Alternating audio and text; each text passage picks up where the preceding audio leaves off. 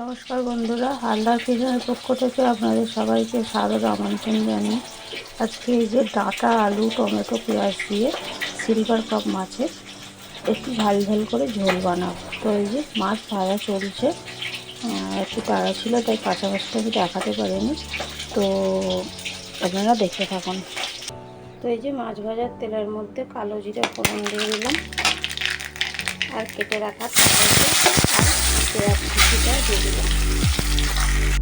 তো এখন কেটে রাখা এই যে ডাঁটা, আলুটা এই কড়াইয়ের মধ্যে দিয়ে দিচ্ছি।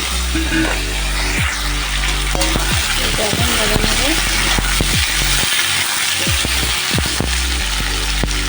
এর মধ্যে একটু লবণ আর হলুদ দেবো।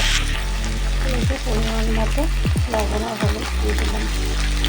এটা এখন একটু নাড়াচাড়া করে নেব।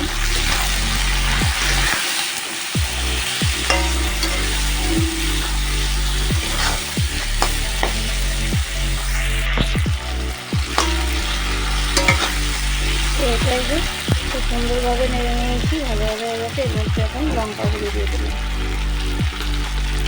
এটা আরেকটু নাড়াচাড়া করে নেব। এটা খুব ভালোভাবে কষিয়ে নিয়েছি।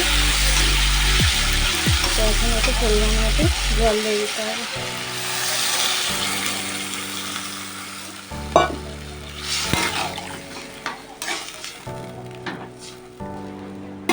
এটা এখন ঢেকে দেবো। তো এই যে আমার হয়ে গেছে, এদিকে আলুটাও সেদ্ধ হয়ে গেছে। তো ভেজে রাখা মাছগুলো এখন দিয়ে দিলাম। তো এই যে তরকারিটা ফুটে গেছে, এখন এটা নামিয়ে নিতে হবে। এদিকে আমার ভাতও হয়ে গেছে। এই যে ভাতটা আমি ফ্যান ঝেড়ে এই থালার মধ্যে রেখেছি, গরমের সময় খারাপ হয়ে যেতে পারে, তো একটা ছুটিয়ে চাপা দিয়ে রাখলে ভালোই থাকবে। এই যে ডাঁটা, আলু, টমেটো, মাছ, সিলভার কাপ মাছ দিয়ে ঝাল ঝাল করে ঝোল আমার রেডি হয়ে গেছে। তো ভিডিওটি যদি ভালো লেগে থাকে লাইক, কমেন্ট এবং শেয়ার করবেন।